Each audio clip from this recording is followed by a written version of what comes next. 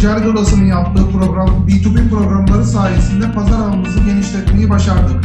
Daha çok B2B programları ile daha çok pazara ulaşmak umuduyla Konya Ticaret Odası'na teşekkür ediyoruz. Konya Ticaret Odası'na teşekkür ediyoruz. Zoom programları sayesinde, B2B sayesinde ihracat pazarımızı genişlettik ve yeni pazarlara ulaştık.